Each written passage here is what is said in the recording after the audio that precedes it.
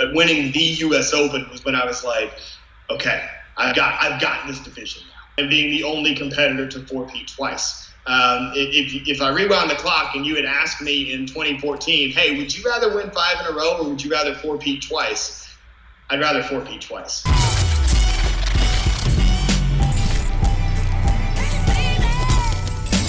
What's up, guys? Today's guest is a multiple-time world champion, a member of Team Paul Mitchell, and a Black Belt Hall of Fame inductee. Please welcome to the JAMCast, Mr. Jackson Rudolph. What's up, man? How's it going? Happy to be here, Travis. Excited for a great show. Thank you, man. I appreciate it. And like I say, I always shout people out that actually wear a t-shirt that represents their team. So mad props on doing so. Yeah, absolutely, man. No, ever since I started sport karate, and I'm sure we'll get into this, it was a dream of mine to wear the black and white, to be on Paul Mitchell. So anytime I'm a guest on a show or teaching a seminar, I gotta represent. 100, man. And what is this epic view that we have behind you? It looks like you're in some sort of high rise, or where are you located right now? Yeah, so this is actually my new apartment for medical school. So I just started medical school, I guess, about 2 or 3 months ago, which is why the lighting situation isn't ideal, but I'm doing my best here. So yeah, it's my new apartment. We're in Bethesda, Maryland, which is just outside of D.C. So I joined the United States Army, and I'm going to med school for them. It was an offer I couldn't refuse. They're paying my whole way through med school. They're giving me a salary just to be a medical student, and then I'll serve as a doctor for them for several years after I graduate. And then I can go and do whatever I want as a physician or as a surgeon. So yeah, it's a really sweet gig. It's kind of a hidden gem within the med school application cycle. You know, a lot of people kind of fixate on certain schools or whatever. But when I found out about this, which while I was at Stanford, I actually had some advisors that told me about this medical school that's with the Army in it. Well, it's with the military. You could do Navy, Army, Air Force, whatever. I just chose Army. Okay. But yeah, when they told me about it's called Uniformed Services University of the Health Sciences. And when I had the advisors tell me about that, I was like, that's why I'm applying, because that's a sweet deal. That's why. I've never actually even heard of someone that went that route, man. So major congratulations on doing so. Yeah, thank you, man. I appreciate it. It's, we always talk about my martial arts dreams, but, becoming a physician is something that I've dreamed of since I was in middle school too. So it's cool to kind of live that double life and be able to do both for a little bit. And so do you already have a field of medicine that you know you want to specialize in, or are you just going into general practitioner right now? I came into medical school wanting to be a neurosurgeon, and that's what I still want to do. I had several, really big inspirations for me.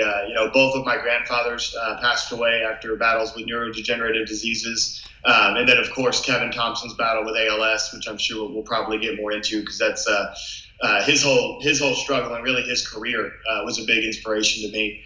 And so, seeing those loved ones go through the diseases that they went through, and them all being of neurological conditions, is something that really inspired me to go that route. And I know I want to be a surgeon. You guys see me with the bow. I love doing stuff with my hands. I think my hand-eye coordination is pretty good. So hopefully that works out for me. But yeah, that's what I'm focused on right now. But, in med school, we do rotations and you try different specialties, and maybe there'll be something else that I find out that I'm either really good at or I just fall in love with or whatever. So I'm enjoying the ride for now. That's amazing, man. I tell people all the time when I hear that people are going to, secondary school or anything beyond college, I'm like, my brain can't even comprehend that. My hand cramps when I have to sign contracts and stuff these days. So what's the length of time that you'll actually be in school? You obviously went to Stanford for 4 years. How much will you be in school for this? So it's not as bad as people make it sound, because when people talk about, med school's so long, they typically add everything together. So they add the 4 years of undergrad, the 4 years of med school, and the residencies. And they say med school is going to take 20 years for you to finish, whatever. That's really not the case. So yeah, it was the 4 years of undergrad. There's 4 years of medical school. It's pretty much split right down the middle. Essentially, the first 2 years are what we call pre-clerkship. So you're in the classroom learning your fundamental science. You go to the anatomy lab, you do basic chemistry lab, stuff like that. And then the second 2 years of medical school, you're doing clinical rotation. So your clerkship period, where for the Army at least, I'll get to go to hospitals all over the United States, work in those hospitals, learn from the attending physicians there. And that'll help me kind of decide what specialty I want to go into. And then when you apply to residency, and this is true for the military or the civilian route, when you're a resident, that's applying for a job. Yes, you're still learning, but you are a doctor. You have an MD or a DO after your name. At the med school I'm at, I'll be an MD at the end of it. So you have the doctor title when you go into residency.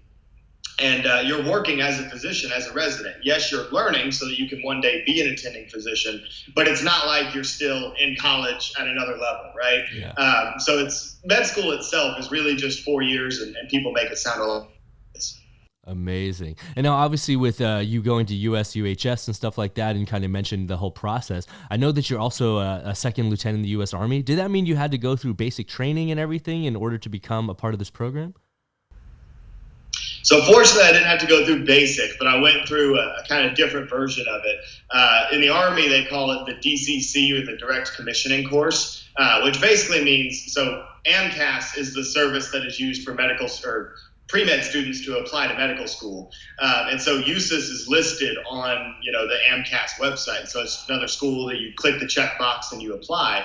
And so I applied just like I applied to any other medical school. And then after I got accepted, they said, okay, if you would like to accept this offer, you need to go and be commissioned into the military as an officer. So it's not an enlisted position, it's an officer position, which is just a fancy way of saying it's a leadership position within the military.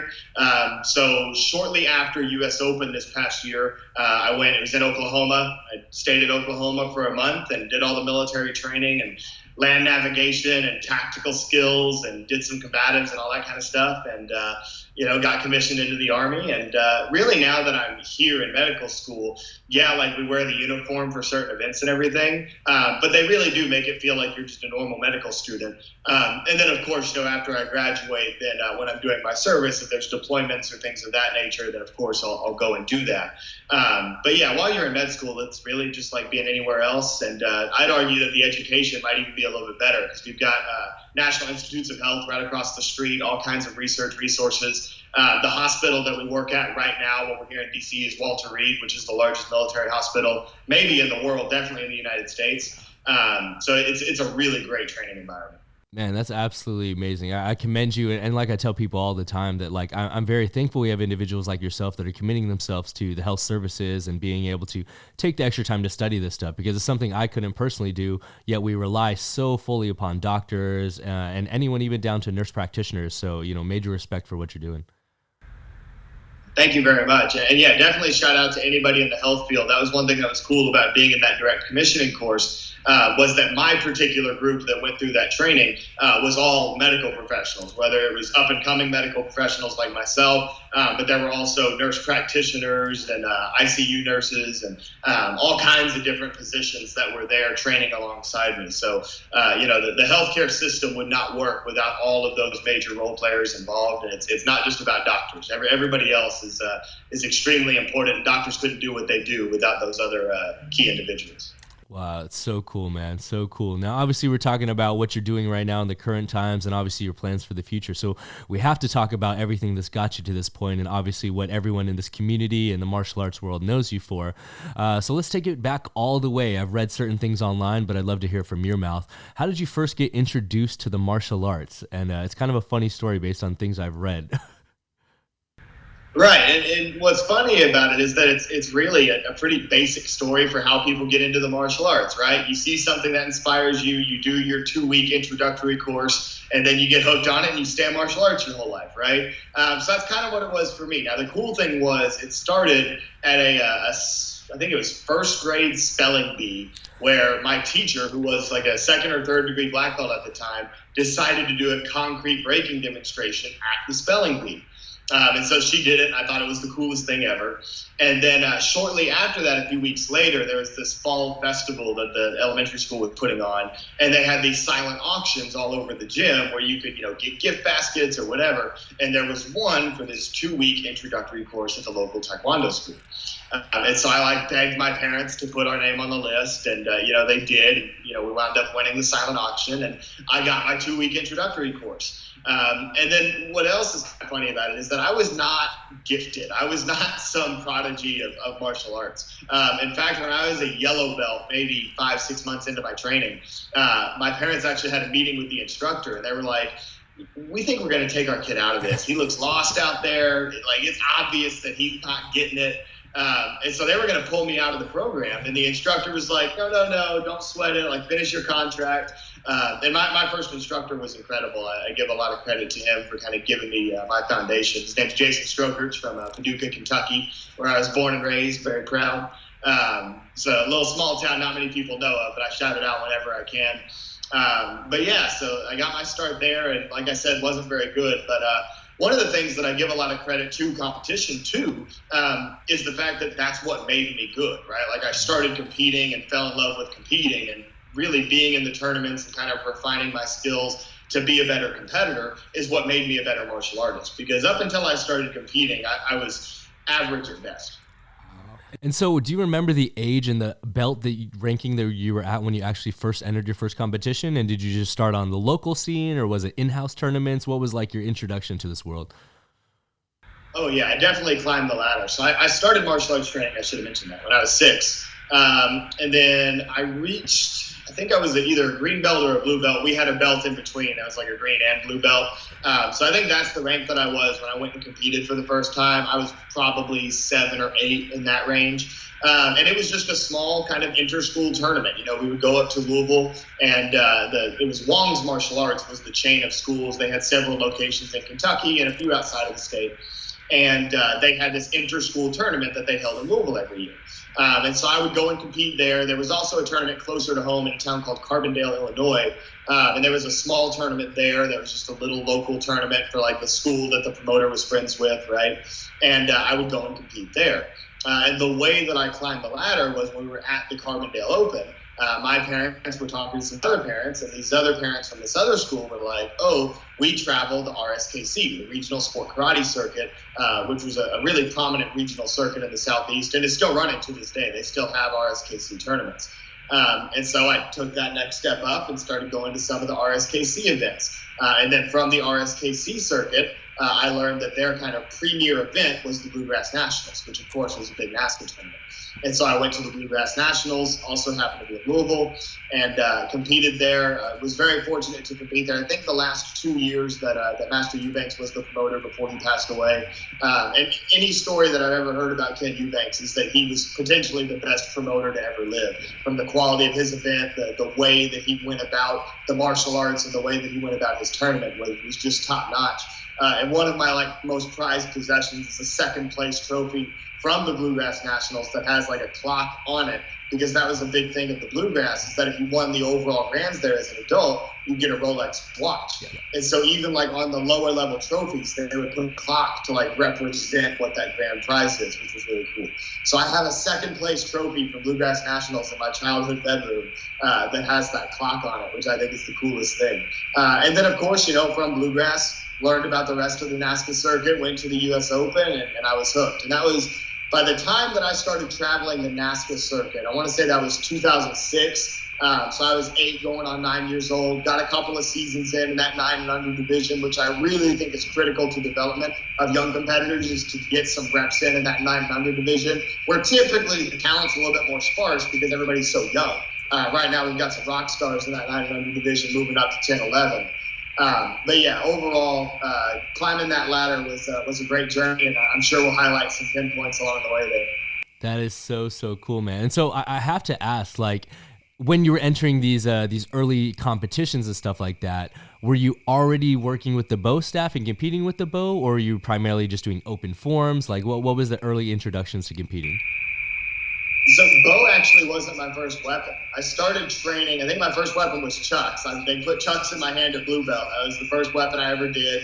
And then as I kept climbing the ranks, I did a little bit of commas, did some eskrima sticks, did some sword. And bow was really one of the last weapons that I picked up because it wasn't part of my school's traditional curriculum. Most Taekwondo curriculums to start with don't have weapons. I was lucky that my school had the weapons that we did.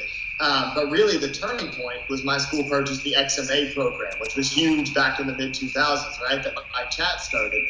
And my instructor's wife actually learned how to do bow off of that program. She was a black belt herself too. And she learned how to do bow from that program. And then one day she pulled me off to the side and said, Jackson, you're going to learn bow staff today. And I was like, okay, cool. So I picked up bow. over time fell in love with it. But, I was a kid. I loved martial arts, even though at the time I wasn't super skilled. I loved it. I loved going to class. Sometimes I would show up and help teach like the Little Dragons class, and I would stay and watch till the end of like black belt class. And if I was lucky, they let me in on the black belt class too, even when I was like a red or a brown belt. I was hooked on martial arts. So I was learning every weapon I could, any form they would let me learn, I would learn it. And Bo just kind of fell into my lap, and over time, obviously, fell in love with it.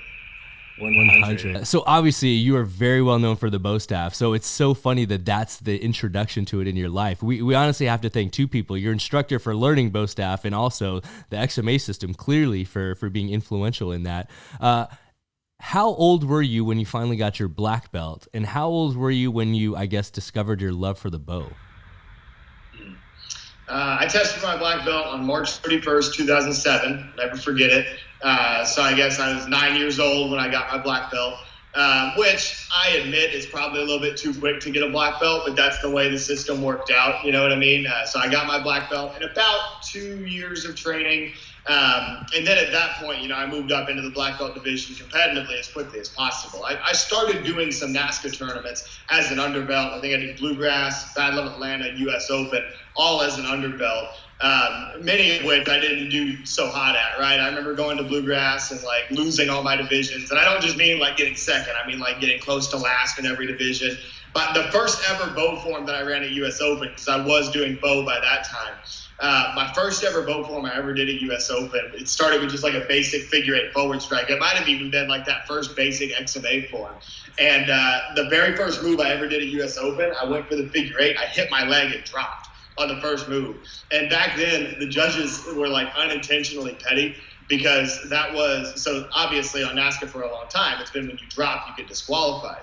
Well, that year at US Open, they had, the dry erase board scorecards. And so instead of just like letting me bow and then move on, the judges literally wrote like DQ on the card and like held it up. And I was like, great, thanks guys. Little salt in the wound there. So yeah, like my first US Open was like a train wreck. I think my traditional divisions went a little bit better. And that's the funny thing, is that early in my career, if you would have asked somebody in 2007, 2008, hey, is this Jackson Rudolph kid going to be any good? The answer would have been, well, he might be a traditionalist. Like, he wins traditional sometimes. So, like, if he's ever good, that's what he'll do. He can't trick, so he's never going to win extreme. Like, if he's ever going to be good, he's going to be a traditional guy. And then, lo and behold, now people call me the green stick dude. So, obviously that changed over time. But, so I started traveling, doing tournaments as an underbelt. I tested for the black belt in March of 2007, and then really was like all in on the NASKA circuit at that point. I think that same year in August, I flew to my first tournament because my parents were driving me everywhere for a long time. So I flew to my first tournament to go to the U.S. Capitol Classics in 2007, 2008, somewhere in there. And I was hooked. Again, competition is what kept me in martial arts. And that's why, a lot of people that follow me on Facebook and on social media, they see me trying to plug sport karate as a curriculum for martial arts schools, because I firmly believe in its retention benefits. I would not have done martial arts for as long as I've done it, and now I intend to do it my entire life. I would not have done that if it wasn't for competition, right? Eventually, I would have run out of things within the school that were stimulating me and keeping me coming back, right? Yeah. The competition is what kept me in the sport. And so that's what I preach all the time to school owners. It's like, hey, you want kids to keep coming back? Show them competition, teach them the right way to do it, teach them the right way to handle it. And that can be, outside of just the ranking system, that can be the source of goal setting that's going to keep those kids coming back, which is going to be good for your business as a martial arts school owner. But it's also going to be better for those kids, because as we both know, Travis, martial arts changes lives, right? So the longer you can keep people in it, the better. Man, in those fundamental years when you actually started competing and obviously starting to travel and hit the NASKA circuit at a very early age, this is a question I'm always curious about. How many days a week were you in the gym, and how many hours were you putting in each of those days? It was 7 days a week, and I give my dad all the credit in the world for this. My dad never stepped on a mat a day in his life, doesn't really have any formal martial arts training. I think when he was a kid, he got like a purple belt in judo or something random, right? But he was like, I don't remember any of that training. He was probably like 7 or 8 years old. But anyway, so my dad is not a martial artist. But 7 days a week from the time that I was 7 or 8 years old until I was 18 and moved to college. So we trained at my church. My church gave us a key, and so we would train in this little open space in the foyer of the church. And we would go every single day, right? Sometimes it'd be right after school. If he got off work early, we'd go, 4 or 5 o'clock. Some nights it'd be late. We'd go in at 9, 10 o'clock, and we'd train for a couple hours before we went back home and went to bed. But it was 7 days a week, and it was an average of 3 or 4 hours every single day. Putting in the reps, getting that work in, and that's what it took, right? Because like I've already said, I was not a natural talent. I had to work for everything that I've been able to show in this sport. And I credit my dad for knowing what it took. My dad was the one who kind of set up that training schedule and was like, hey, if we train every day and we do this amount of time, you can get good pretty quick. And the other thing that my dad always talks about whenever you ask him about it, and obviously I don't remember this because I was just a kid, but he says that there was never a single time that he had to tell me, hey, Jackson, let's go train today. Apparently, every single time when I was that age, I was like, Dad, when are we leaving? Like, can we go? Like, let's go to the church. Let's go train.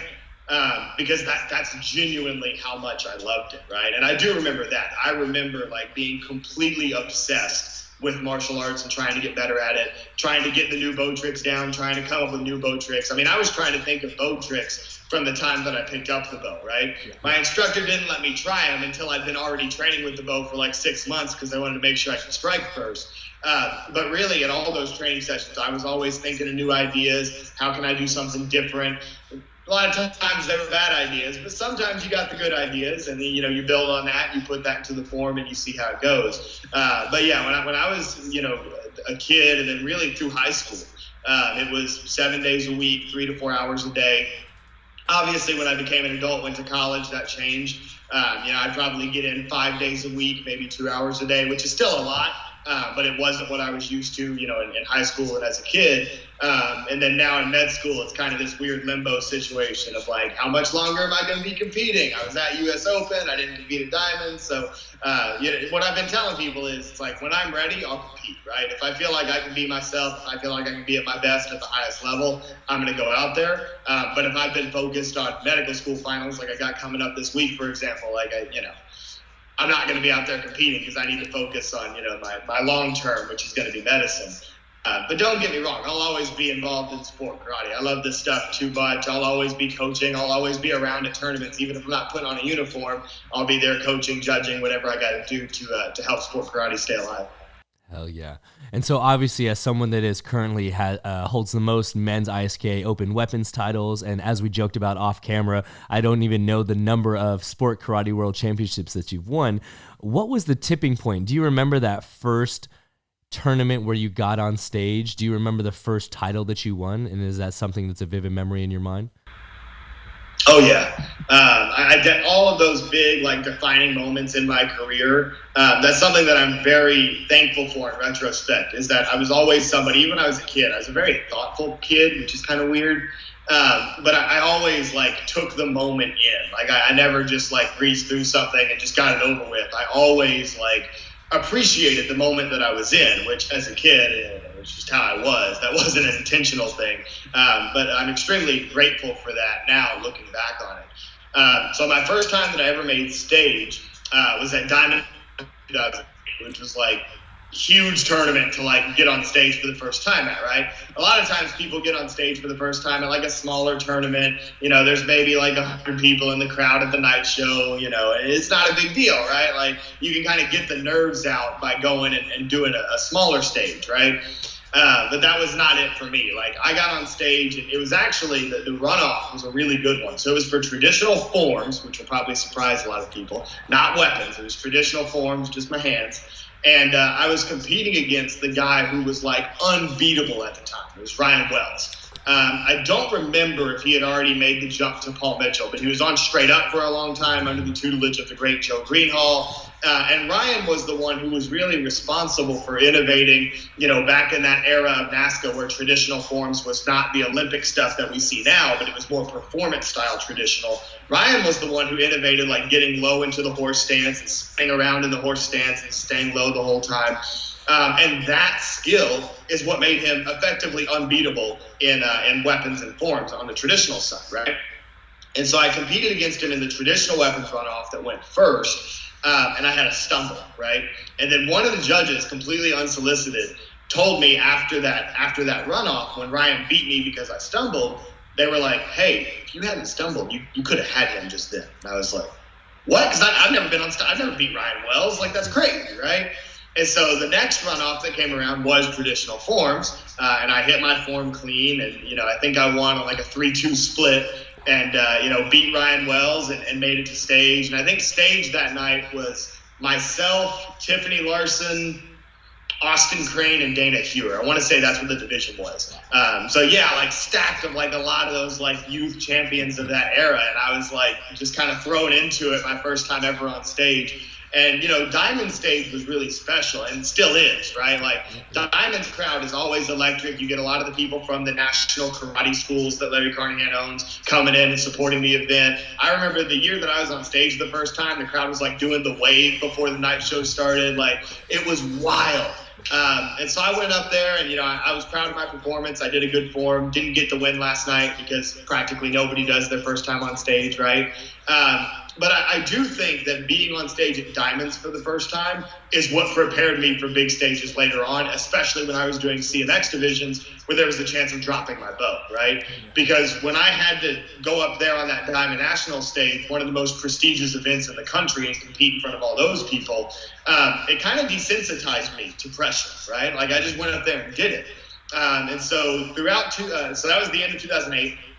Throughout 2009, I started to win more, and I started to win in more varied divisions, right? So I'd make stage for traditional forms sometimes I'd break through for traditional weapons, and I got a couple of breakthrough wins for CMX weapons. But I would say at that time, I would have probably been considered a good traditional competitor, a contender to win the overall, and I was an above average CMX competitor. Like, I had a chance, but I was definitely not a favorite to go win in CMX weapons, right? And for those of you viewers that aren't sport karate people, CMX, when I say that, just means creative, musical, and extreme, the 3 open divisions of forms of weapons, right?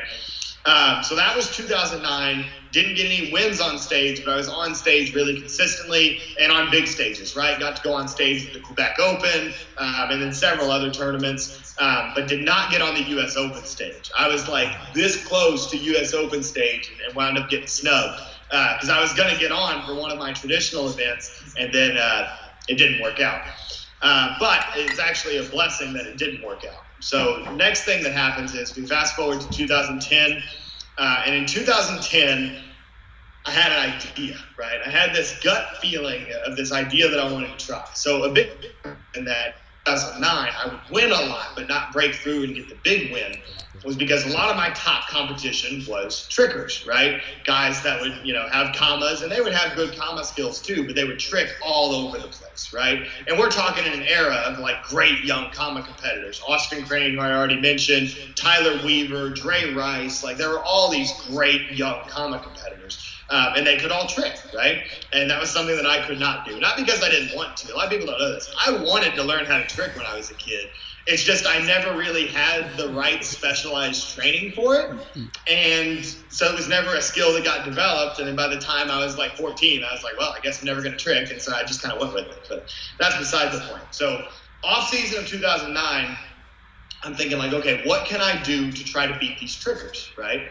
And what I recognized was that the thing that trickers had on bow people, if you look at bow forms from like the mid-2000s, a lot of bow forms were very, very straight line, right? You start at the back of the ring, you do techniques moving forward, and then eventually you get to the end of the form.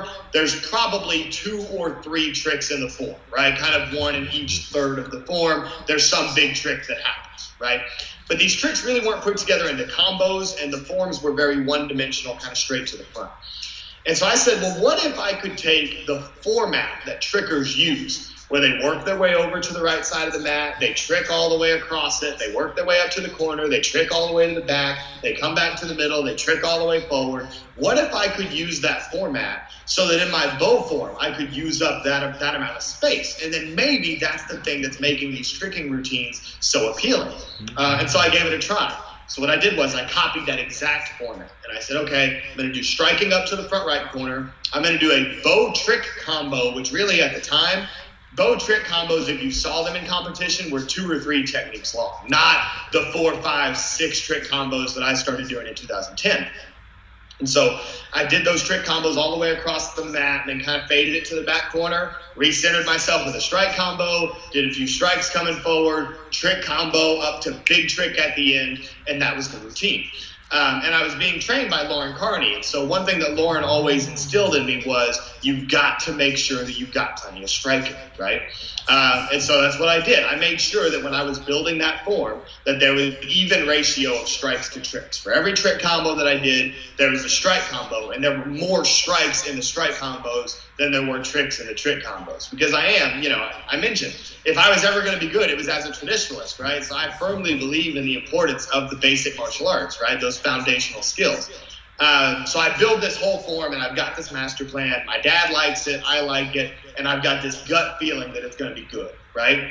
And then when I showed it to Lauren, she actually wasn't a big fan of it, right? She was like, I don't know if this is going to work. And I don't blame her for that, right? Because at the time, it was this crazy, ridiculous idea to do these bow tricks in a combination, right? You think about my training lineage, Lauren was trained by Casey Marks. Casey Marks was trained by Mike Bernardo.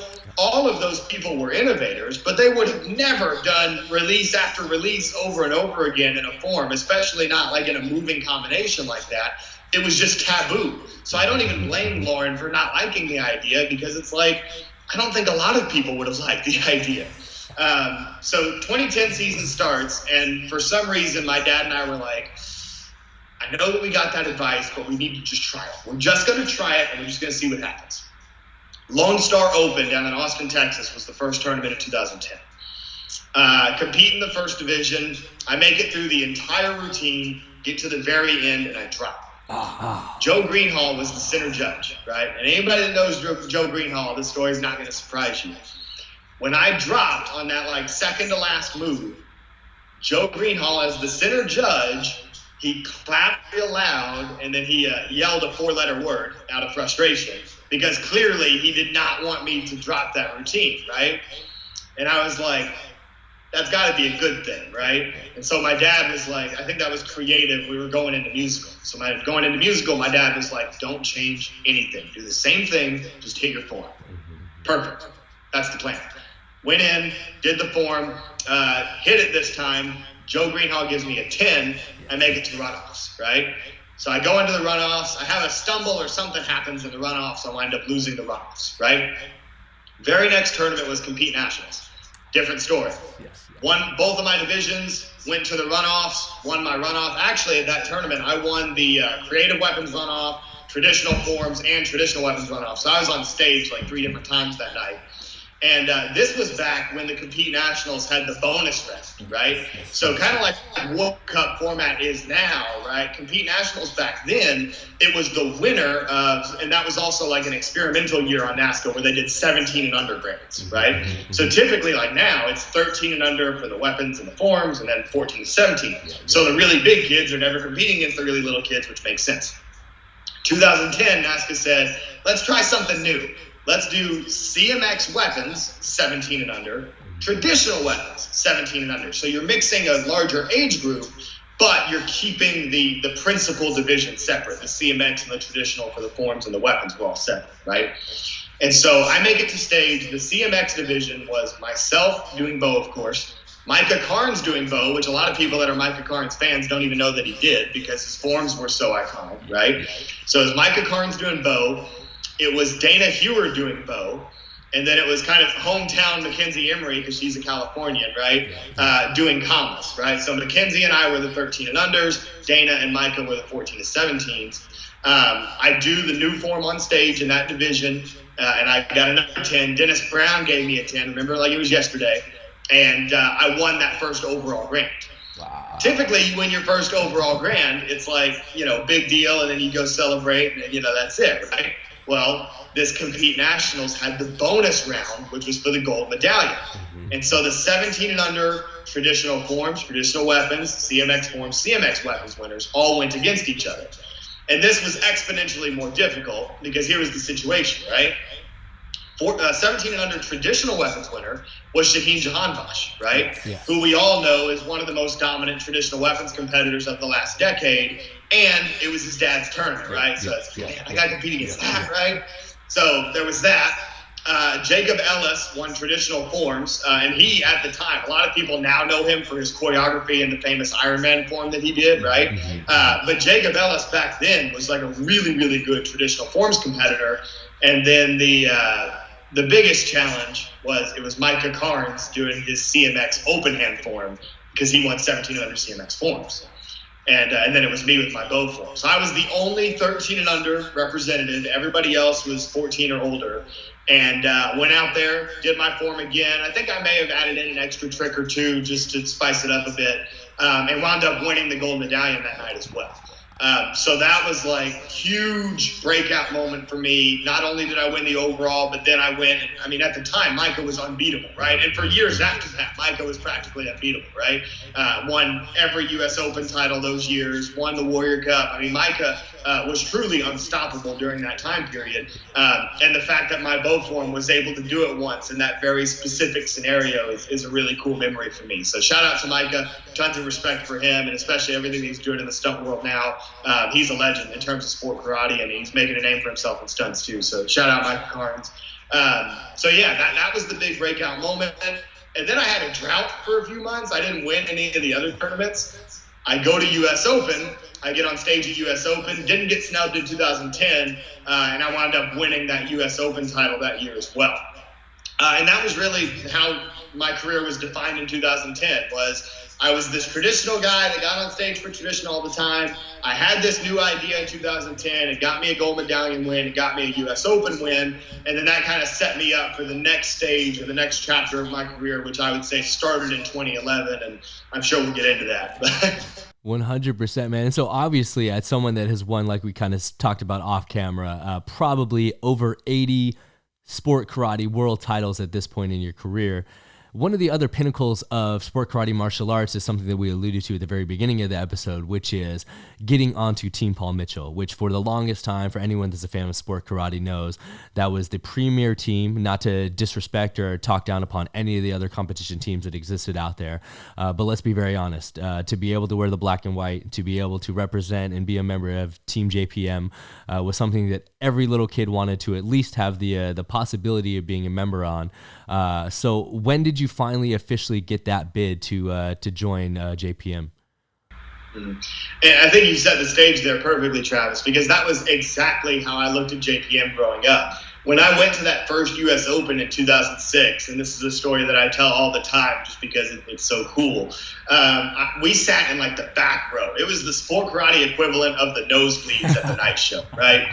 And I was sitting next to my dad, and we were watching, Matt Immig and Lauren Carney. We were watching all these Paul Mitchell people on stage winning, right? Damon Gilbert, I'm pretty sure, fought that night. Like, everybody that was wearing black and white was winning, right? And that was the moment that I was like, well, this Paul Mitchell team is pretty cool. Because up until that point, I thought that I just wanted to be on teams that I thought had cool logos. Like, I remember thinking the Pro Rank logo was cool. I was like, oh, yeah, I'd be on Pro Rank. Or the straight-up iconic purple uniforms. I was like, I want a purple uniform, right? But that night at U.S. Open, I was like, this is the team, right?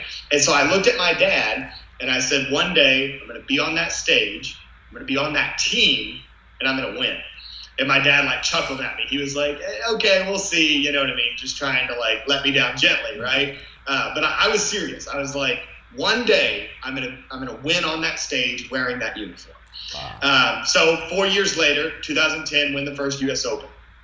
2011, and the reason I'm centering this around U.S. Open is because it leads directly to the Paul Mitchell moment. So 2011, went on a 7-tournament win streak, right? It was wild ride. Won each of the first 7 tournaments of the season, compete nationals, aka Grand Nationals. I don't even remember what some of the other ones were leading up to it. I had a stumble at New England Open and wound up losing in the runoffs at the New England Open. And then U.S. Open was right after that, right? So I won 7 straight, had a stumble, took an L, went to U.S. Open, obviously was defending champion, was the points leader by a mile, and so I got put on stage automatically, right?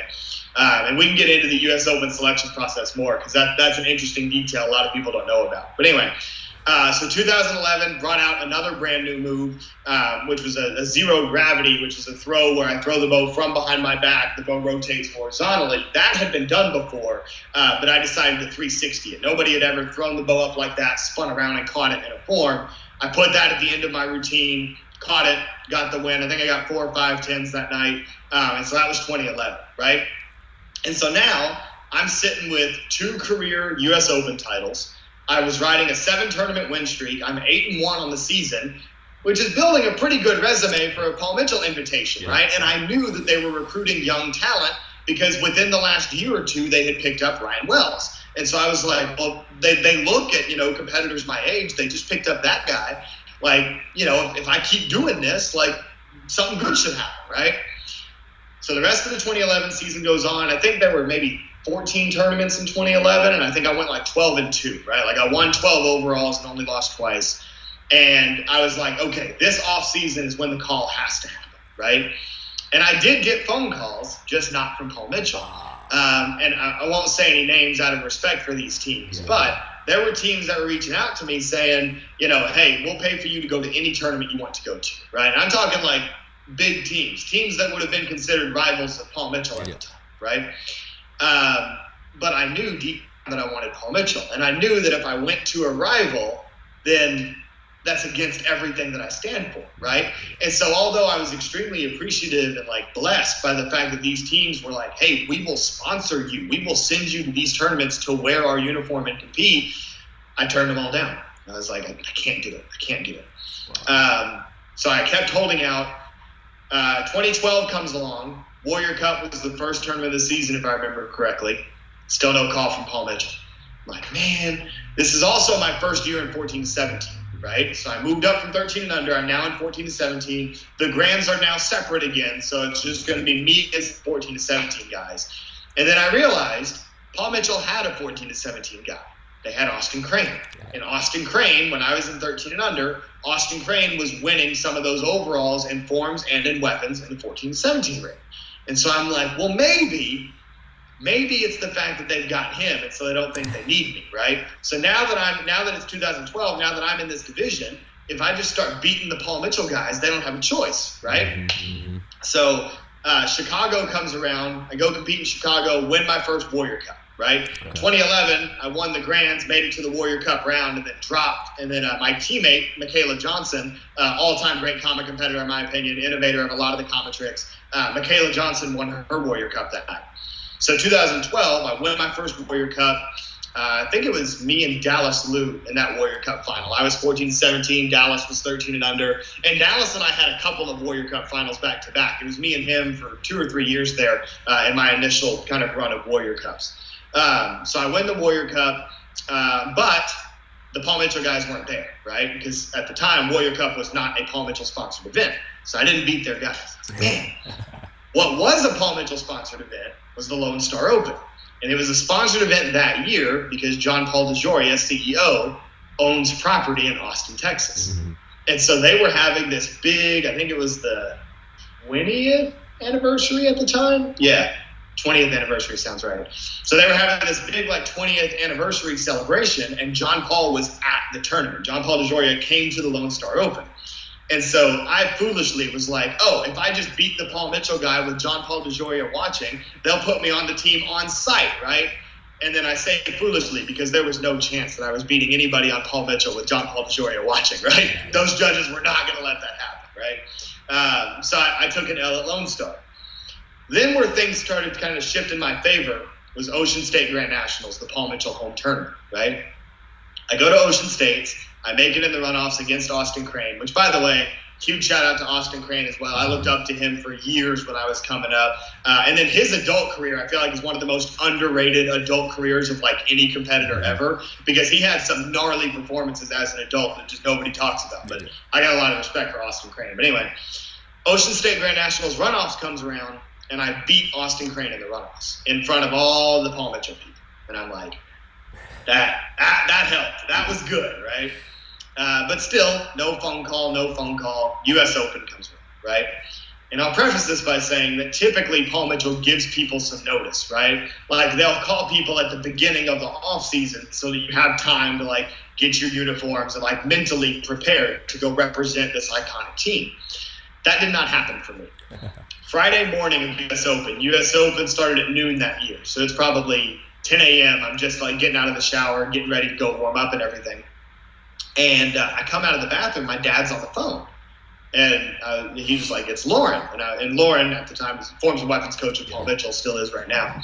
And Lauren was also still my private coach. So I was like, why is Lauren calling me like the morning of a tournament? Like she never does this. This is weird, right?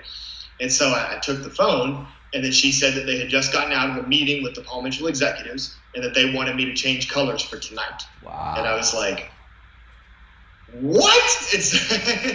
So I'm like crying, I'm like emotional, and I'm like, yes, of course. I go up to Lauren's hotel room. I get Lauren's jacket and Lauren's Paul Mitchell uniform, and that's what I wore to compete in for the first time. Wow. And what's funny is when I went downstairs, a lot of people thought it was a joke. They were like, "Why are you wearing Lauren's jacket?" And I was like, "No, like I'm actually on the team now. Like I'm on Paul Mitchell now. Like watch." And so I literally like walked in. There was no social media announcement like you get nowadays. There was none of that. It was I showed up and I was in Paul Mitchell gear, right? And that was crazy. So I competed in that U.S. Open, went through the rounds of competition, won my third straight U.S. Open title on Saturday night. It was really, I wouldn't have changed it for anything, right? It was like the storybook way to get on Paul Mitchell and like make that turnaround on short notice and go out there and get a win for the team right away. That was really, really special. And then, so that was 2012. We'd go on to win another U.S. Open title in 2013 to complete the four-peat. Had an off year in 2014. Won 2 in 1 year because they had traditional creative separate in 2015. So I won 2 in 1 year. And then we move on into the next chapter of my career, which was the adult division. But yeah, that process of getting on Paul Mitchell, it was always a waiting game. It was all, what else do I have to do? When are they going to call? And then when it finally happened, I mean, that was just so special. Okay. Now, obviously, of all the accomplishments you made, from Team Paul Mitchell, and obviously all the world titles that you won, I'm going to put you on the spot here and ask maybe a tough question. Is there one single tournament that means the most to you, whether that's in your youth competition or your adult career? Is there one single title that you hold the most close to your heart? It's a really good question. It's close between 3 events, and I think those 3 are pretty obvious, right? Warrior Cup, U.S. Open, Diamonds. Those are the big 3 in sport karate right now. Mm-hmm.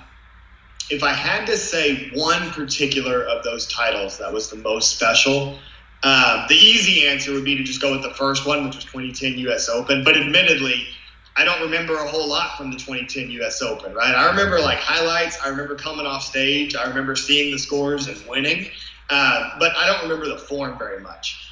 If I had to pick one, I would say it was probably 2017 U.S. Open, which was my first U.S. Open title as an adult. And it was for a few reasons, one of which was just the level of competition, right? I think that every great generation of sport karate needs kind of this triumvirate of great competitors to be remembered, right? In the 90s, it was Mike Chat, John Valera, Carmichael Simon, right? In the 2000s for weapons, especially the late 2000s, it was more than a triumvirate. You had Kalman, you had Matt, you had Mark Candizato, you had Rudy Reyna, and it was stacked, right? And so you had that. And then there was really kind of a drought in the adult division. But then when I moved up to the adult division, you had myself, you had Reed Presley, you had Cole Presley, you had Tyler Weaver, stacked division, right? It felt like what I remember watching when I would watch Kalman and Matt and Mark and Rudy, right? And to go to, a stage like the U.S. Open and to win in a division that was that deep against those great competitors, that meant a lot to me because I didn't win the U.S. Open the year before, right? I was the defending junior champion. Reed was the defending adult champion. Reed got to go last. I went second to last. And Reed made a great strategic decision. I was really happy with my form that night. Form to form comparison, I thought that I probably had an advantage. But Reed made a great strategic decision. Bruno Mars's Uptown Funk was the #1 song. Yes. That was the song that he came out to at US Open. It got the crowd into it, and he captured the momentum, and he got the win that night, right? It was a great strategic decision on his part, and he got the win. And so coming back in 2017, because I was like, when I lost in 2015, 14, when I lost in 15 and I ended the streak, that streak of 4 straight wins, if I had won 5, that would have been the all-time record, right? People had won 4 straight weapons titles before. Kalman did it, Casey Marks did it, Jim and DeWin did it, but no one had ever done 5 straight weapons titles. And I was like, I'm going to do it. Like, I'm going to be the one that sets the record. And then took an L in 2014. I was like, man. So I come back in 2015, immediately was like, okay, I need to start winning right now so that I can get back to my 5P by the time I'm in the adult division, right? So I did win that last year as a junior, but then streak snapped year 1 as an adult. Man, am I ever gonna get that chance again, right? So coming back in 2017, getting my title back, and then winning the adult title in 2017, it was special for that reason, because it validated me as an adult competitor. I had won a Warrior Cup the previous year. I think I won the most overalls the previous year as an adult competitor. But winning the US Open was when I was like, okay, I've got this division now, right? And then, being able to win in 2018, 2019 US Open, and then, coming back this year in 2021 after there was no 2020, and being the only competitor to 4P twice. If I rewound the clock and you had asked me in 2014, hey, would you rather win 5 in a row or would you rather 4P twice? I'd rather 4P twice. Wow. So, the 2017 win that kickstarted the active streak that's going on right now at US Open, and really that was the reason that I competed at US Open this year, was I didn't want to let the streak die. I didn't compete at Battle of Atlanta, I didn't compete at Diamonds, but I was like, man, if I don't compete at US Open, the streak's going to snap. And it could be a 4P again. I could be the only person to 4P twice. Man. And so I was like, I got to do it, right? And there's a really cool story behind US Open 2021. We'll get there. But yeah, so US Open 2017 was a big turning point. It was when I truly felt like I had kind of gotten a good hold of the adult division and could be the main guy like I always saw myself being. And I tell people this all the time. Kalman was probably my biggest inspiration in sport karate. Because I was a junior when Kalman was on his streak throughout, the early 2010s and late 2000s, when he won the 4 diamond rings and the 4 straight US Opens, and he won the Warrior Cups, right? And I was watching that happen live. I was at every tournament that Kalman was winning, right? And he was doing it in dominant fashion against a deep division. Like, it wasn't like he was winning and there was nobody touching him, right? There was Matt Emmett, there was Mark, there was Rudy. Like, there was legitimate competition. Fellow Team Paul Mitchell members every time that Kalman was stepping up to the plate. And so that's what I looked at, and I was like, that's what I want to do. I want to be the guy that gets to the adult division and can still be the #1 weapons guy every time. And that US Open is I really felt like I was making that transition to be able to do that. And then winning 4 straight adult weapons US Opens like Kalman did, that was special. That meant a lot to me. Hell yeah. And so in addition to obviously winning world titles and getting onto Team Paul Mitchell, I think one of the other great markers of someone that has let's say, for lack of a better term, made it as an established competitor and as someone at the forefront of competition is getting their own signature line of weapons and also creating a teaching system. Obviously, at one point you had a Century Martial Arts bow collection, and you also created your own system, I believe, known as the Flow System. Can you just let people know, like, do they still have access to both of these things? Can they still purchase your bow collection, and can they still learn from this system that you created? Yeah, absolutely. Thanks for the plug there. So, the bow collection is still out there. CenturyMartialArts.com. Just search Jackson Rudolph in the search bar. You'll see all the signature products. Of course, my signature green bow. You can also get it in blue and in red. There's a special illuminator version that's a little bit of a unique tape color. You can get it with grip, without grip. We've also, in the past couple of years, introduced, there's now like a wood stained bow that you could use for traditional if you wanted to, as well as a product that I'm really proud of, which is the trainer bow, which is basically a one-size-fits-all bow training tool. It has 2 pieces of grip tape on it that shows you where the proper position to hold the bow is. And it's the perfect length so that it'd be like a full-size bow for a kid. But even for an adult like me, it's the right length so that I can hold the bow in proper position and hit the strikes up against my body as hard as I want to. It doesn't break. I've trained with 3 or 4 of them over the years, never broken a single one of them. So it's a very durable training tool. It's great for getting your hand positioning right, training targeting. And also, if you're like running a bow class and you have several of them, you don't have to go through the whole like, hey, there's this stack of a bunch of different size bows in the corner. Kids, go find your bow, right? They're all the same height and they're all made to be that way, right? So you can just hand them out and literally say, okay, we're going to practice this strike or that strike. So I'm really proud of that little innovation that we had. And then there's also a signature carrying case as well. So that's all on centurymartialarts.com. Just search Jackson Rudolph in the search bar. And then as far as curriculum goes, so there's actually 2 products that I have on the market right now. The Flow system is still out there. And the Flow system was designed as a weapons training curriculum for martial arts schools. Mm-hmm. So it was specifically developed for that martial arts school owner that's like, I've never really done sport karate before. I don't know much about weapons training. We've always been more of a traditional school. And what makes the Flow system special and what makes it perfect for that type of school owner is that there's instructor training modules implemented throughout the program. So not only are there the techniques for a given level, the combos that you'll learn, there's 3 different forms that are learned throughout the program, but there's also these supplemental instructor training modules that go through some of the tips that I've used for years that help students understand how to do certain moves more quickly and efficiently, that increases consistency rates of those moves so that students aren't dropping all the time. It gives those little tips. And it's basically everything that an instructor needs to know to properly educate their students on the bow, right? So that's what the Flow system is. That's still available at theflowsystem.tv. After the success of the bow program, we also brought in Mackenzie Emery to do a comma program. So you can find her comma program as well. And there's also kind of a pay one price that's a bundle for both the bow and the comma program that you can kind of rotate through. And then who knows, in the future, maybe we'll add nunchucks and sword if people keep supporting and purchasing the program, right? So that was a really cool collaboration with the Martial Arts Industry Association. And then a more recent product is a collaboration with Black Belt Magazine and their online courses. They've got several great online courses that they have.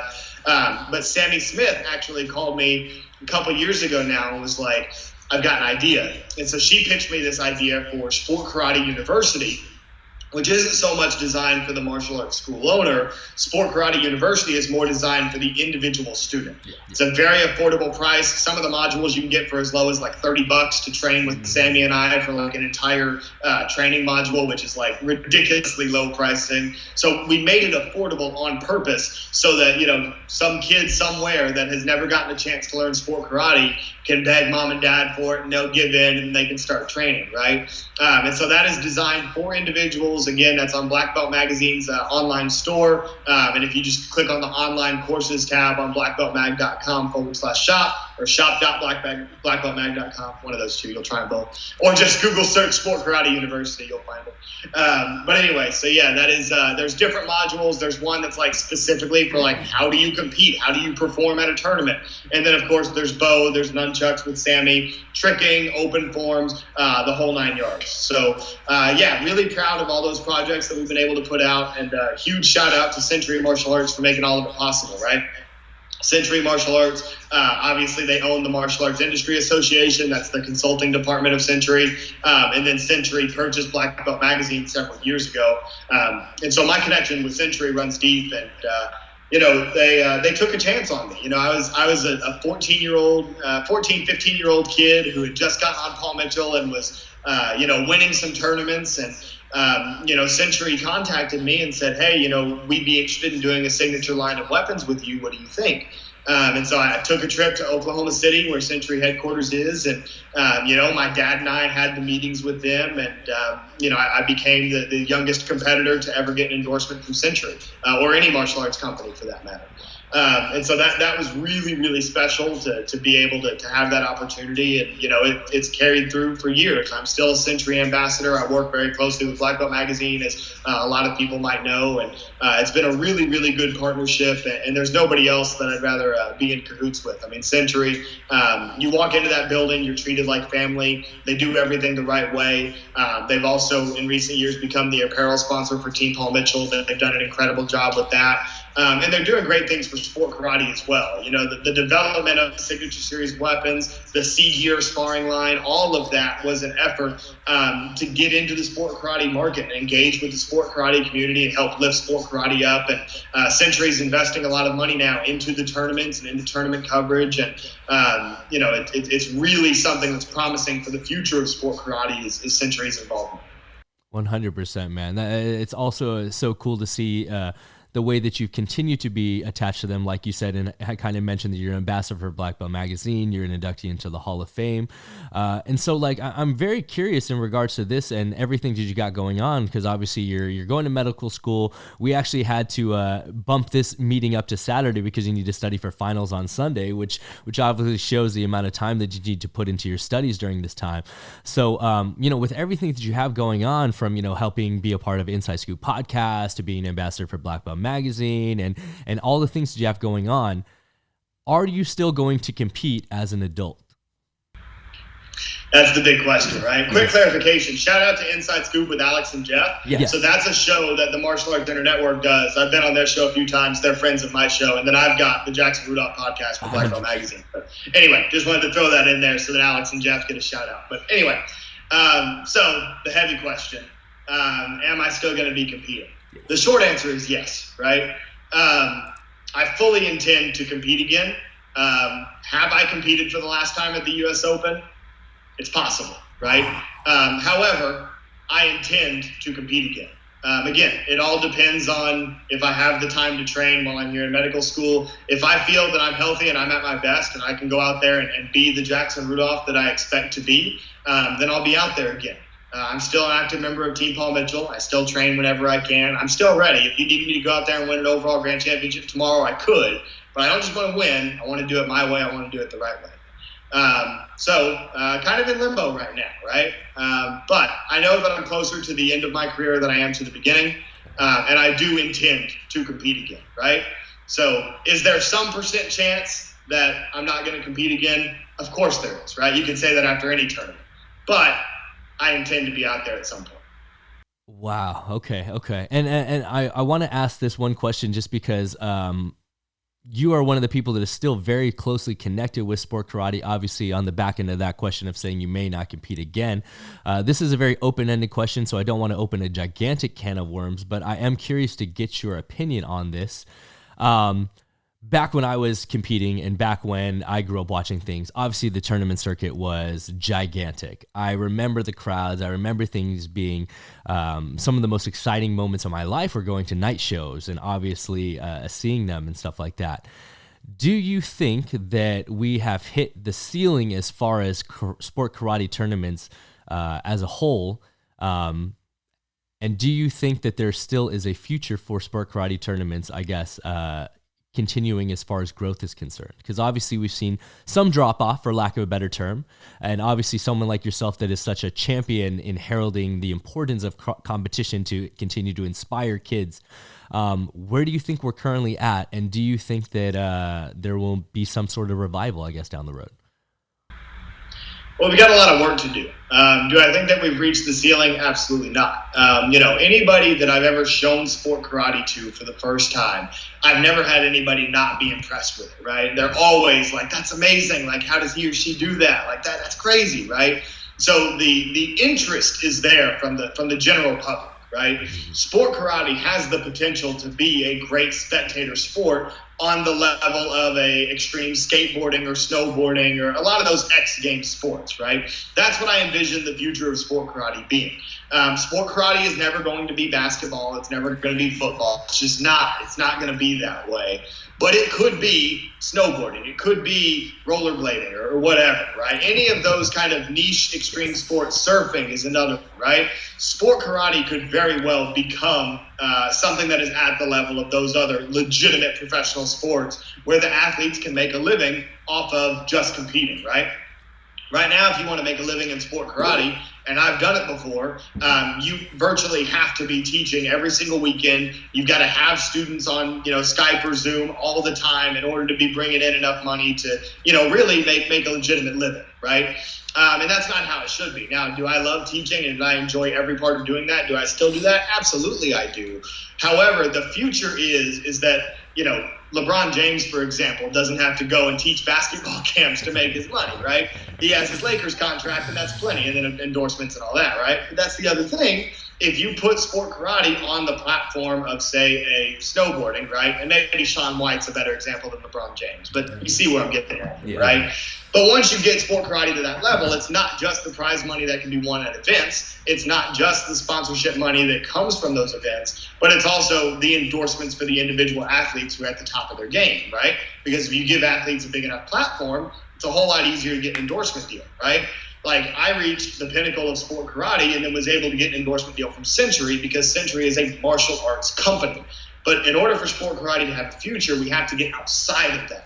We need Gatorade to be interested. We need, these other brands, major airlines, whatever the case may be, right? We need these other brands to be interested because the platform is big enough, there's enough eyeballs that the advertising and the endorsements are worth it to those major corporations, right? So I definitely think that there's more to sport karate. That we have not reached the ceiling. If you even look back at like what's considered the golden era of sport karate, right? We had big night shows that were happening at the Palace at Auburn Hills in Detroit, right? We had night shows that were happening at the Georgia Dome in Atlanta, right? So it's like we can absolutely get sport karate back to that. But there's a couple of things that need to happen, right? Obviously, some of the downturn that we've seen recently is because of COVID. We didn't have tournaments for a year. Obviously, that's going to hurt stuff. So we got to rebuild from COVID, number one. Number two, we got to work together. On a lot of podcasts and message boards and stuff like that in sport karate right now, I see a lot of division, a lot of people that want something to be done their way, and they're arguing with the people that want it to be done their way. And that's never going to get us anywhere, right? Ultimately, the people who hold the most power, the most influence in the sport have to work together, put their minds together to ultimately put the best product forward. And I do think we're taking steps in that direction. There are some role players that are working together in the right ways to get sport karate the exposure that it needs. The recently announced partnership between Black Belt Magazine, SportMartialArts.com, Jungo TV, and Matt Action is a big step in that direction. Jungo TV, I saw somewhere recently, they have like 300 million active users of their platform, right? And so it's like, if we get events regularly streamed on Jungo TV, where there's 300 million people around the world that could see sport karate, there's a good chance that a lot of those 300 million people that see it will, A, fall in love with it because it's exciting. It's a fun sport to watch. And number two, amongst those 300 million, there's got to be a few that have the connections and resources necessary to help the sport get to where we want to get it to. So in short, we have not reached the ceiling. Yes, we're trending down right now, but I think that we can trend back up rather easily if we just work together and put the right competitors in the right places for the right people to see them and for the sport to be lifted up through that route. Because at the end of the day, the competitors are the most important, right? You can talk about promoters, you can talk about judging, you can talk about coaching all you want. The competitors are who drives the sport, right? Yeah. Why did I keep coming to sport karate tournaments? Because I was watching Matt and Calvin and Mark and Rudy. Right?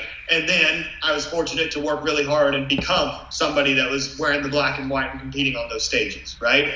But the sports are always going to be driven by the athletes, right? You don't watch the NFL because of Bill Belichick. You watch the NFL to see if Tom Brady's going to keep playing till he's 80, right?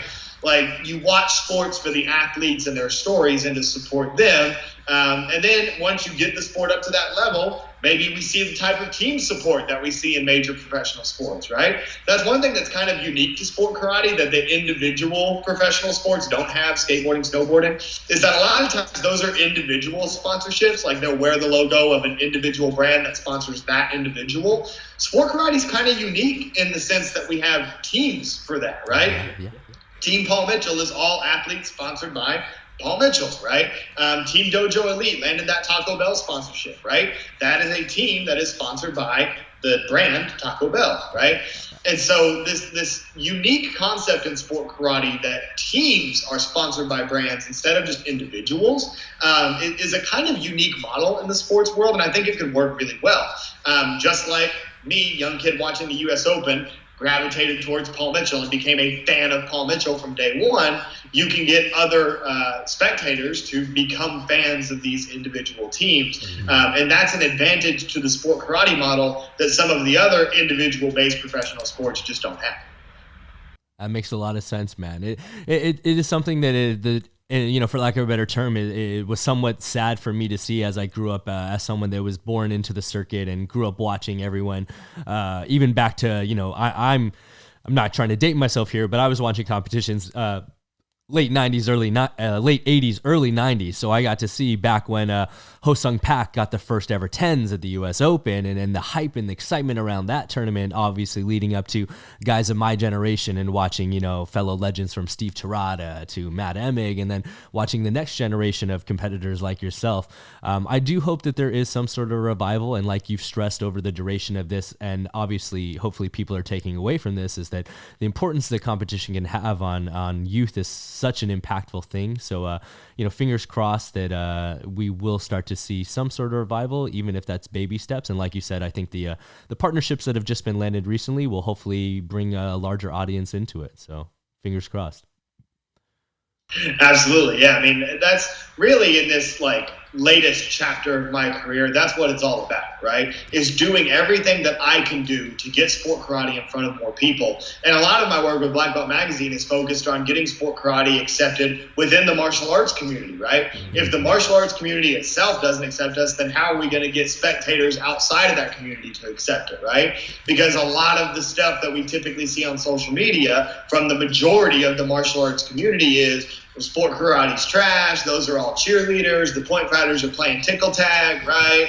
Like, we see that stuff all the time. And it's like, you never see sport karate guys bashing the traditional guys. Like, I've never heard a sport karate guy say, hey, we don't need this traditional stuff. No, a sport karate guy has never said that. But for some reason, these traditionalists consistently attack sport karate competitors of like, you're bad for the martial arts. You're not a martial artist. And it's like, why? You know what I mean? Just take it for what it is. All of these athletes have learned some form of a traditional art before you see them on stage doing the flips and the tricks or fighting and point fighting.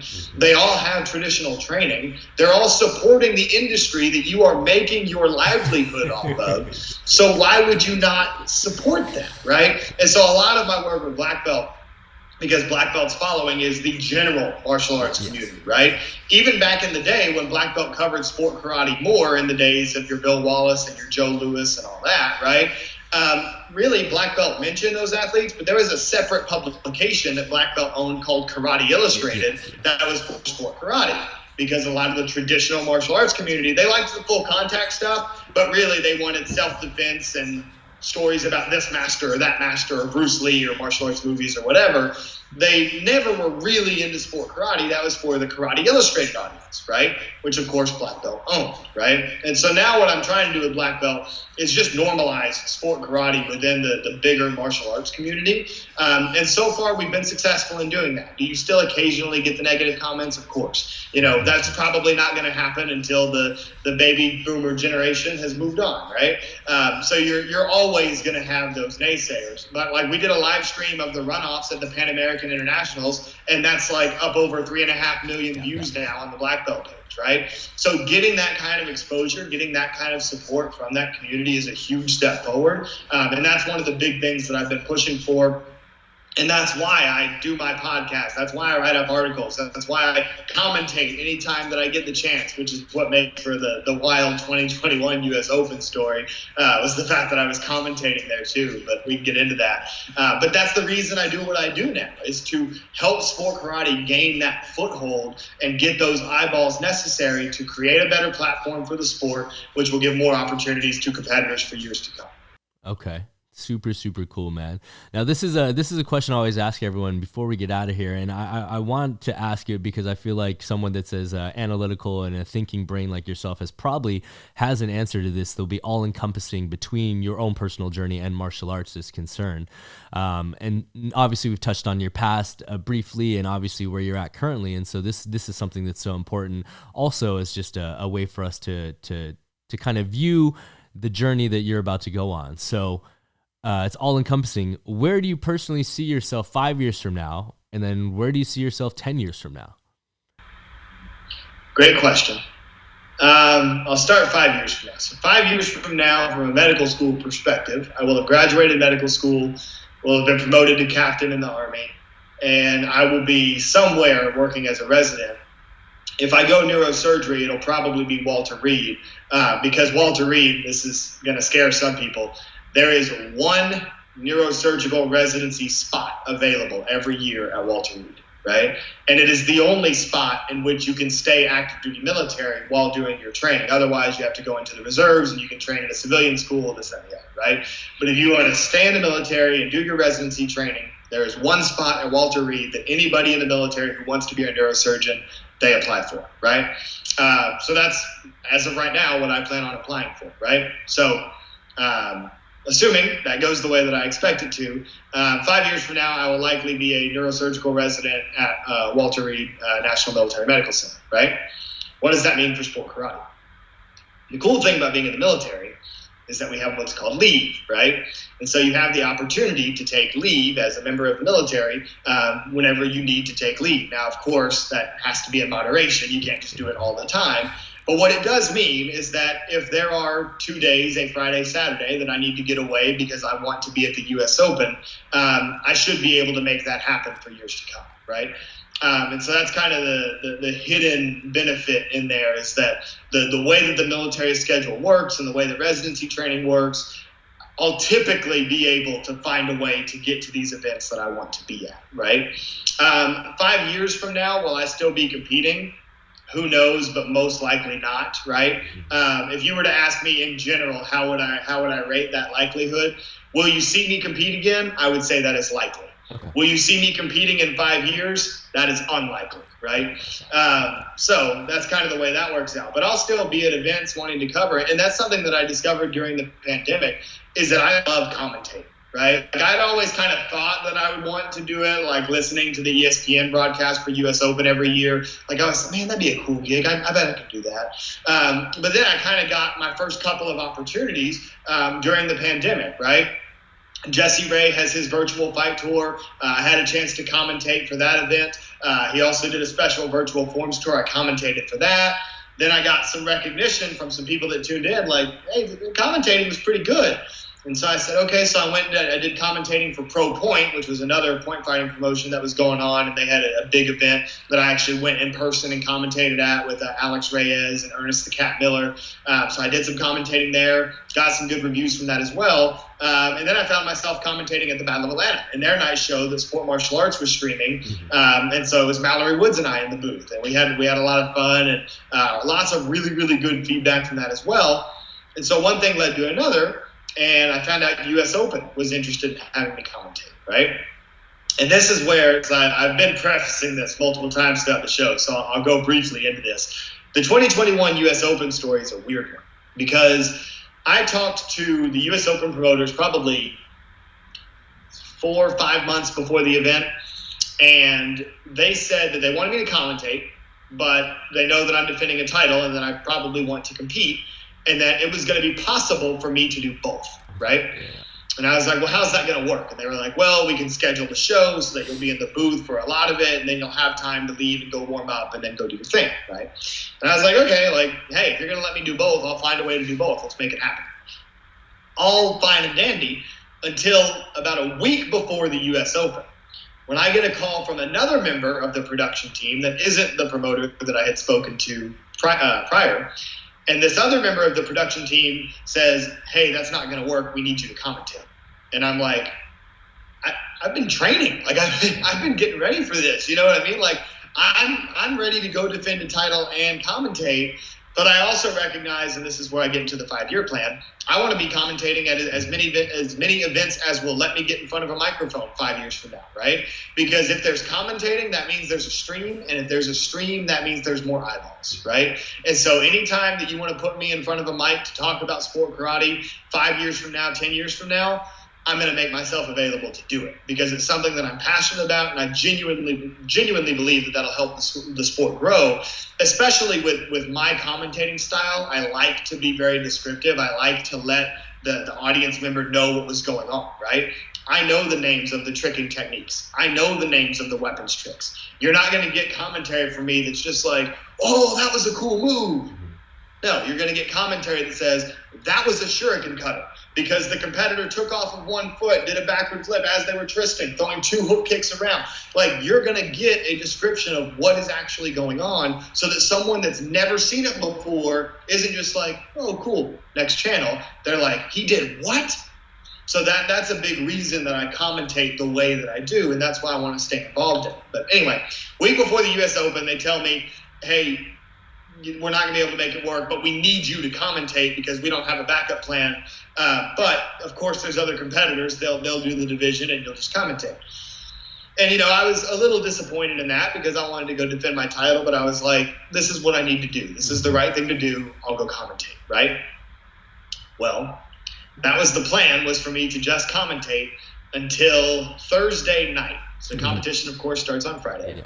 And Thursday night, I get a text from one of the promoters to go meet him somewhere. It's like 11 p.m., right? And I have this meeting with the promoter, and essentially they're like, I know that people told you that you were only going to be able to commentate. However, we've been over this again and again and again, and we've figured out a way to make the schedule work. I know that this is random, and you haven't thought that you were going to compete for a week. Can you compete? And I was like, absolutely, sign me up. So I found out that I was competing at the US Open literally like 12 hours before my first division started. So I go back to my room, go to bed, wake up, go to work, right? Won each of my divisions, won the runoffs, won the daytime grands, and then went on stage Saturday night and, was able to defend my title Saturday night. But like the fact that I was competing, yes, I trained for it for months leading up to, which is why I had a new move planned at the end of the form, which I was able to pull off. But the last week leading up to the event, I didn't think I was competing. And I learned 12 hours before the tournament starts, hey, let's make this work. Go compete. And I was like, okay. So that's the kind of wild story behind US Open. And then it did work out that way. I commentated for probably an hour and a half to 2 hours at the beginning of the show. When it came time for me to get ready for sync with my partner, Jake Presley, left the booth, ran backstage, got changed. Jake, you know the choreography? Yeah, I do. We're good. Jake and I go on stage, go win that title. I come off stage. I go back to the booth in my full uniform, commentate the 14 to 17 weapons grands because I specifically requested to commentate that division because it was a wild division. And then I run backstage, get warmed up, and then go compete in the men's weapons fight. So that was the US Open story. Had to throw that in there because I haven't really gotten to talk about exactly how all that played out. It's a really cool story. But anyway, so 5 years from now, commentating as much as possible, be writing articles for Black Belt Magazine to get the word out there about sport karate, and still teaching. I love sharing the things that I've been able to pick up over my years in the sport with all of my students. And so anybody that wants private lessons or seminars, I'm still going to be sharing that. Obviously not as frequently as I am now or as I used to because I'll be a resident, but I'm still going to be actively involved in martial arts throughout that process because I can't live without it. I'm addicted to this stuff, right? And then 10 years from now, let's see, by then I'll be a second year resident 5 years from now. So 10 years from now, I'll be right at the end of neurosurgical residency, which is just the training phase. I mentioned at the beginning of the show that, yeah, you're a doctor, but you're still in training. So 10 years from now, I'll be looking at, becoming an attending physician somewhere, and hopefully trying to climb up the ranks and become the head of neurosurgery. Or if I decide to go into a different field, trying to become a department head or something like that. I've always loved teaching. That's obvious through martial arts. So maybe I'll try to get some type of an academic position within the medical field so that not only will I practice and be in the OR, but I'll also train medical students, something like that. I'd be very interested in. And then again, I'll always have a hand on martial arts, right? And then coaching too. Like right now I've got Team Competitive Edge, and coaching is another passion of mine, and helping those kids reach another level, and not on a private coaching level, but just giving competitors a platform to compete on by having a team, right? And so I've got some goals within the coaching world that I'm pursuing, and that's something that I'm really excited about as well. So I'm always going to be around sport karate. I'm always going to be involved. But of course, 5 years, 10 years, I'll be a resident, hopefully be an attending, and then, trying to climb that ladder as well. And I guess that's my take home message for the show. And I preach this all the time, is that often you hear motivational speakers being like, find what it is that you want and go for it. And, don't let anything distract you from that goal and that specific path, right? But I've never seen life that way. My dad taught me from a young age, if you love what you do, you never work a day in your life. And that's the motto that I live by. I love studying and the practice of medicine. That's one thing that I love about the military training, is that we've already started to see patients. So I've seen patients in the hospital, patients that have dealt with major surgeries, infections, things of that nature, collecting their medical history and things of that nature, and just communicating with them, right? So I love the practice of medicine, and I love sport karate. And I can chase both of those dreams at once. And I've done that effectively for years, and I'll continue to try to do that effectively. So my take-home message is, don't let anybody tell you that there's only one thing you can do. The classic is, don't let anybody tell you that you can't do something. Don't let anybody tell you can only do one thing. Do as many things as you want, because if you love it, you'll make time for it. And if you love it, you'll be good at it. 100%, man. Man, literally on behalf of myself and the community, we really appreciate everything that you not only are continue to contribute to the martial arts, but everything that you have contributed over the years, from, being an example by winning world titles, by being a member of Team Paul Mitchell, by getting inducted in the Hall of Fame. It's amazing to see everything you've accomplished. And one thing that I want to make sure that we talk about before we get out of here is letting people know how they can continue to stay up to date with your journey and everything that you consistently have going on, because you are someone that is still so very active, and I feel like we've only touched the surface of your life, and they can continue to stay up to date with everything by following these platforms. So real quick, can you just shout out how people can continue to follow you and promote anything that you want to? We'll be sure to throw it on the screen and spell it right and stuff like that. Absolutely. Well, thank you, man. So yeah, if you want to follow me, Instagram is where I do a lot of my sport karate posting. That's at Jackson Rudolph 1. You can also find me on Facebook. I do a lot of my more business stuff, like my magazine stuff, through Facebook. So you can find me there as well. Just my name, Jackson Rudolph. Follow the Jackson Rudolph podcast. That's like my official page on Facebook. So you can check out that show as well. What we do on that show is a lot of sport karate history conversations. So like a few weeks ago on the show, we had Keith Vitale, who was like the first ever winner of the Diamond Ring, right? So definitely check out the Jackson Rudolph podcast and that Facebook page. That gets streamed on Black Belt Magazine on a weekly basis. So that'll be coming back in full force in 2022. And then, of course, keep tuned into the JAMCast as well, right? The more podcasts you listen to, the more martial arts knowledge you're gonna have pumping through your veins. So definitely stay tuned to the JAMCast. But yeah, my page is Instagram, Jackson Rudolph 1, Facebook, Jackson Rudolph, at the Jackson Rudolph podcast on Facebook. And that's about all that I do on social media. I have a Twitter, but I don't use it much. I have a TikTok, but I don't use it much. I'll get on that. I think that those are both just like Twitter's at Jackson Rudolph 2, TikTok's at Jackson Rudolph. But yeah, so Instagram, Facebook are the places to be for me. Hell yeah. Guys, please be sure to hit that like button, comment, subscribe for brand new episodes each and every week. Join us every Monday for Jam Breakdowns and every Friday for a brand new JAMcast, interviewing influential members of the Moody community like Mr. Jackson Rudolph himself. So guys, with that being said, I got to give one more very special shout out. Thanks for coming through, brother. I really appreciate your time and everything you've done. Thank you so much. Absolutely. Thank you for having me on the show. It's a great show you got here, man. I tune in as often as I can.